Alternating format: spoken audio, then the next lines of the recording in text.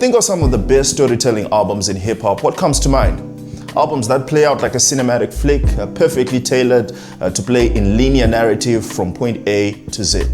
To impress the nerds, you could bring up Prince Paul's 1999's Prince Among Thieves, or 2011's Undone by legendary hip-hop group The Roots, or Disposable Arts by Master Ace in 2001. All classics in their own right, but for me, none has been more influential and culturally defining than Kendrick Lamar's 2012 Major League debut, Good Kid, Mad City. We don't need to delve into that project. The numbers speak for the album as much as its critical acclaim. Over 10 million worldwide album sales, the longest charting hip-hop album of all time, and has influenced other equally beautiful albums, including one of my favorites from a California artist not named Kendrick, John Gibbs' 2015 sophomore album, Soul Rebel. 16,000 kilometers from Compton, straight out of Good Kid, Mad City's uterus, came Bulawayo hip-hop's most impactful and culturally shifting albums. Asaph's coming-of-age debut, Kingsvilla, released in 2015, and the sequel, 2016's Kingsvilla 2.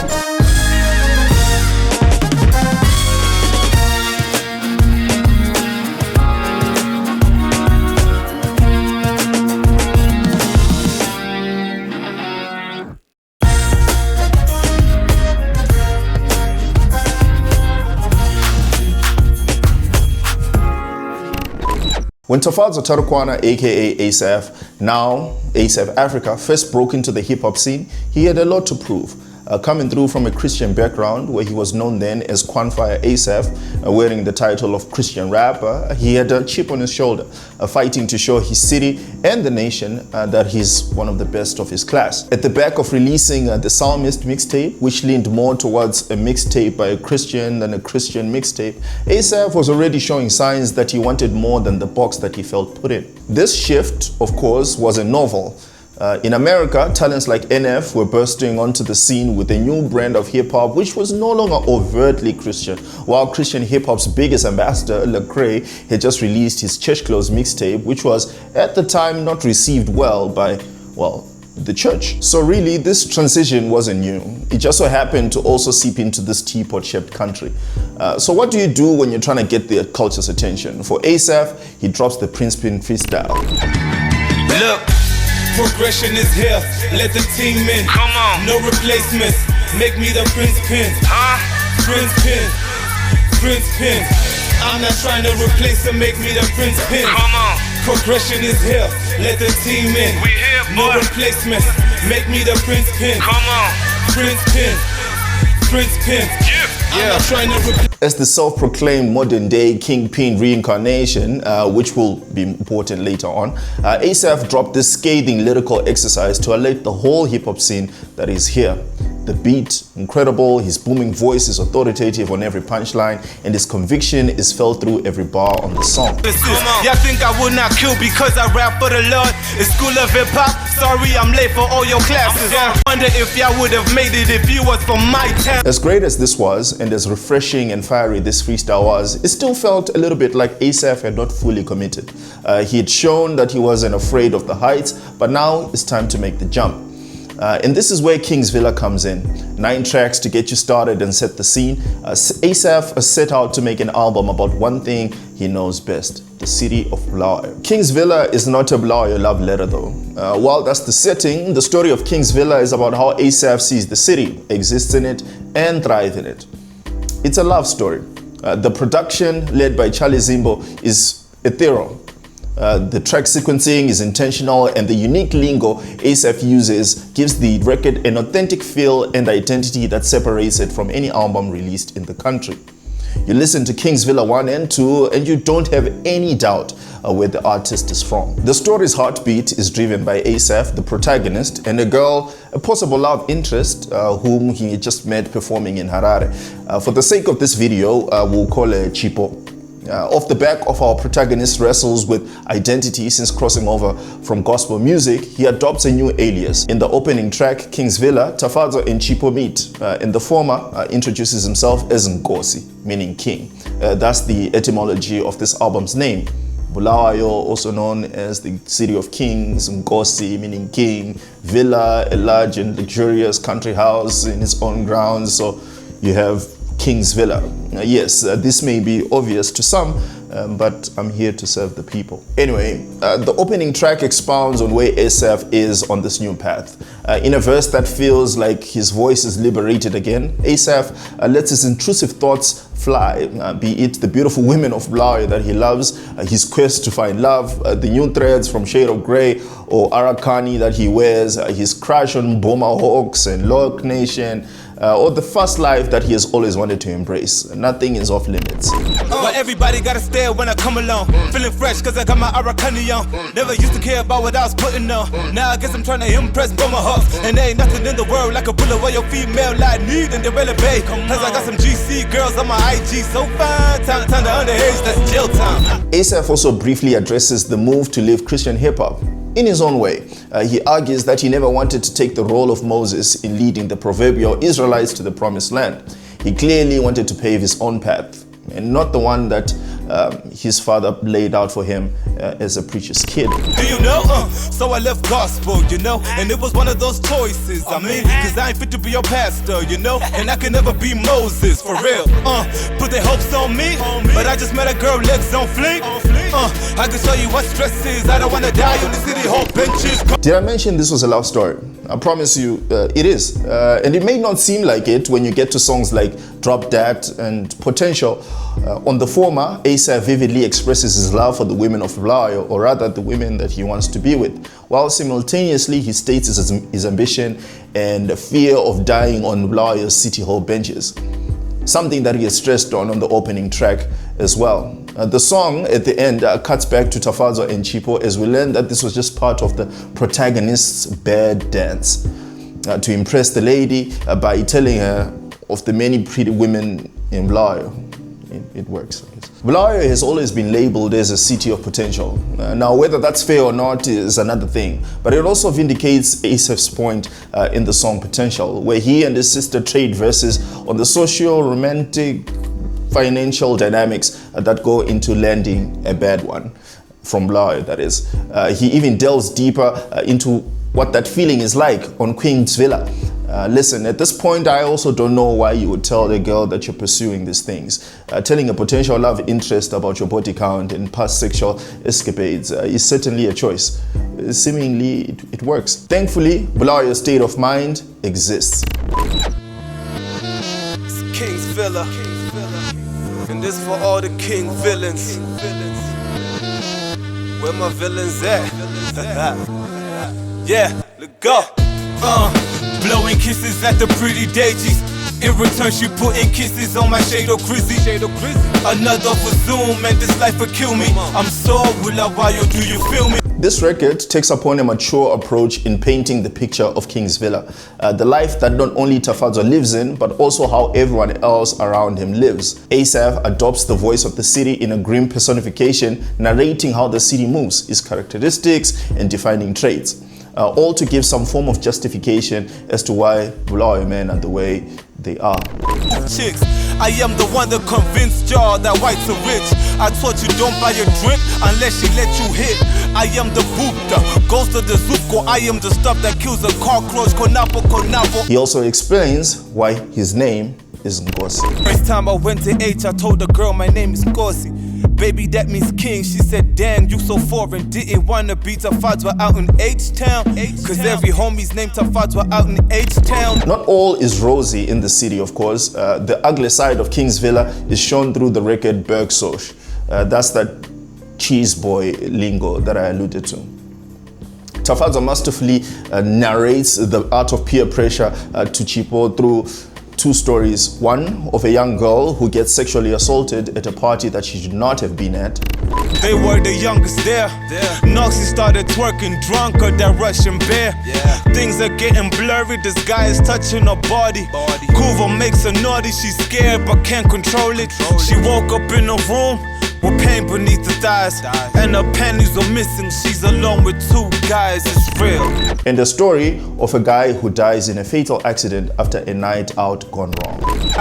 Man, he ashamed to say they was all drunk, but his pride told him be brave. Speeding past Mojo, lost control of the ride. Smashed into a tree, and he's the only one who died, that's real.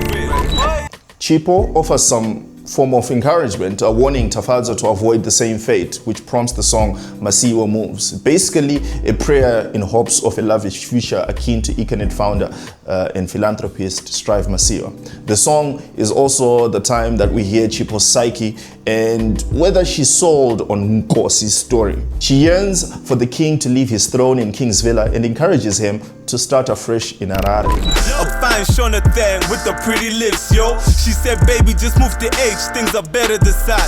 These shows pay big monies, you be ballin' this side. We got Shoko, we got Haifa, what more do you need? I even know a couple DJs that could give you some spins. And if you want, she even urges him to change his style if he wants to be bigger than 10. Women love them. To give you some spins. And if you wanna be bigger, just consider changing your style. These Shona boys are winning, now you feeling my talkie vibes. Just get a live band and every show will be fire. When you start filling them stadiums, call you Asaph Magaya. I told a girl you crazy, she said I'm serious, babe. You were 8 in Bulawayo, you could never be 10. Diamond shine for my earring. Calling back to his reincarnation as Prince Pin and the freestyle of the same title, Asaph joins forces with Calvin to rap their respective neighborhoods, North End and Luveve, on the song NTL. The two kings claim their respective thrones as the twin faces of Kingsvilla. Ladies and gentlemen, introducing the Prince Pin. Heard that sentence encoded, making they sense tense. From North End to Luveve, where you started. Asaph is back to being Tafadzwa after bidding his farewell to Chipo at the end of NTL and the beginning of Mr. Liwa. Nothing better than payday, or when the deal goes good. Just got back from H-Town and made a few 50s, and I hope tonight loves me. Nobody could take a place, not even the water bill, not even the dinner plate. I'm finished struggling, I share beleza, Toby Guan in my ammonia. Come on, I was never a spender, but tonight I got money. The king is back in Kingsvilla. Hey baby, I miss you so much. Like, I can't wait for you to get back to Skies. And I hope you haven't been messing around with those H-Town girls because yeah, the mood. Anyway, I know when you touch town. As mentioned earlier, from the freestyle to the first album, Asaph has arrived. After Holiday Passions seen in Kingsvilla 1, the king has returned home, and what a way to announce his return. Yo, the ghosted kingpin just confirmed your fears. The new drop 2016 could start right here. Now the city amazed you like video crate. I say this was a love story, right? Well, it turns out this dude has been cheating this whole time. He had a whole girlfriend waiting for him back at home, and Ndebele girl by the sound of it. And for the duration of this video, we'll call her Nandi. Unlike Chipo from Kingsvilla 1, we hear Nandi through voicemail and at the beginning and the end of each track as she navigates the listener through the story. On City Hall Benches, a title that had been teased earlier on in Kingsvilla 1, Asaph describes it as some purgatory to be avoided and a place that one would be discarded to if they don't meet their potential. This is his mission statement, to be Kingsvilla's shining beacon and example to the youth, as he clearly lays out in the song's hook. Shorty with the dreamers, we ain't trying to die on the city hall benches, no. Another day Kingsvilla, another day Kingsvilla. He's not against education or making it out of the hood by conventional means, but his conviction lies in the fact that he's too gifted not to utilize his talents and will continue to do so until he escapes the city hall benches. Visions we can achieve. With all of this on my mind, let me hit this shook and drop Kingsvilla 2. Have the whole game shook. Now I know Wulawayo will never see me as the next till the Berg boys make it off the bench. Another day in Kings. Nandi, unlike Chipo, believes in Asaph's talent. She doesn't want him to change his flow or rap in a different language. She embraces him as he is. So much so that she even introduces her cousin to him, as laid out in Vereza Music, a song that touches on many a young man who get exposed to a life beyond their age. Yo, it's 2007, my innocence been threatened by Berg moves and chams who use their bodies as weapons. Can't report us, the runs think I'm at a sleepover. The scene is set for Asaph in 2007 as he narrates how his innocence was first threatened at a young age. Meeting someone who can only be described as Big Homie, he is an early role model for the impressionable Asaph. He is the city's true kingpin. The Big Homie just laughed and held his head. He looked us in our eyes, and this is what he said. Well, is my said, I hope you're down for whatever. If they overcharge the biz, it's petty veres. Fast forward to 2016, Asaph now assumes the role of Big Homie to Nandi's little cousin, Tulani, and takes him through the ropes the same way Big Homie did in 2007. Knowing the little kid looks up to him, he takes it as an opportunity to drop some gems, as heard on the song The FOMO. Asaph warns the kid about the price of indulging in desires of the flesh like he used to, be it tricking on girls or handling liquor, enough to let you zone, too much you kill ya, for real. Asaph perfectly captures the danger of caving into FOMO in the second verse as it tells the story of how easy it was to meet a girl and then take her home before her conscience kicks in. She came closer to the car like she knew the situation. Hi, I'm Asaph, then I began interrogation like, what you doing? She said, Jack, is you free? She said, yeah. Do you drink? She said, yeah. Wanna drink? She said, cool. Wanna go? She said, where? To my house? She said, sure. Just be sure that I'm back before 4. I said, sure. We got inside, we kissing, no wasting time. I wanna get inside, but shorty changing her mind. I told her next time, don't roll with dudes you don't know. If anything bad happened to you, would you blame it on the FOMO? This is the life in Kingsvilla, a life Nandi is wary of and seemingly has accepted. She mentions at the end of the FOMO that there's a pressing matter that they have to talk about. The message seemingly falls on deaf ears as Asaph falls to his carnal needs on the song Berg Boys, drinking like fish and partying with the Tandis, the Vikis, the Tsungis and the Normas is gleefully shared on the track Double Cup Love. No, hey, more chance, more orders. Tandis and the Vikis and the Tsungis and the Normas. Tagging me on IG, girlfriend ghosting, selfies that ain't for the posting. And the consequences of those actions manifest themselves on the song Hot Plate Dish. Okay, time out. It takes a brave man to make a song like this, honestly, and I just want to take a moment to appreciate Asaph for being so vulnerable on the song because, wow. Anyway, the premise is simple. The Berg Boys or the City Boys are out partying as usual. Asaph breaks off from the squad and hooks up with a mysterious woman who turned out, well, to have an STI. Amen. Just listen. My neck, the other pulling my jeans. One thing led to the next. Coover jabs at my yo's place. Little did I know she was a hot plate. I hit it wrong. Doctor, can you hear me? I've been burned by your bad days. Give me pills or shots or something to relieve this pain. I have free keys in my pocket, but they're cool. Thankfully, there were no permanent repercussions, but that doesn't prompt any repentance from our protagonist, nor does it curb his wants. He still does shows, as on the song Eco Cash, knowing that the exposure could lead to a repeat of the situations that he has evaded. And he still crushes on famous socialites like Sandra Gono, despite literally having a girl at home. The song No Regrets plays out as a wake-up call though. The lifestyle the Berg Boys once took pride in had finally reared its ugly head. The group's role model, Tendai, the big homie seemingly referenced in Vereza music, has passed. For the first time, the feeling of immortality is dwindling from Asaph. He finally has an epiphany that this path he had taken only leads to one way. Man, now I'm no longer feeling immortal. My heart is brave, no tears shall cross my face. But the advice that he gave might lead to an early grave. And it's downhill from here on. Nandi calls Asaph to tell him that she's pregnant and our boy is not taking it well. For all the understanding that Nandi had exhibited throughout the album, a baby really does change the picture, and we get her frustrations laid out in the song More. The Berg social life isn't so cool anymore, and the raps won't buy these diapers, man. She said you didn't even wanna have this baby. I could never trust you, nigga, because all you did was play me. You really think I could sit around and zim waiting for a childish ass nigga that ain't ready to have a baby? That's why I left and you just want me. Go figure. It wasn't an STI scare that finally slapped the protagonist's head in place, but the thought of being a father. Asaph finally ceased to reflect, and in the album's closer, Open Arms, we see the preacher's kid in contrition addressing what he has been putting his family through with the life that he has been living. From ends of the spring, and your son going wild must make it harder to preach. And I know how some church folk gossip and think, like how you trying to reach us but can't reach your own kid. A Call for a Prayer closes out what has been quite the journey on these two records. And should we get a third version, maybe we get to see how the story ends and if that prayer was answered. Kingsvilla. Hey.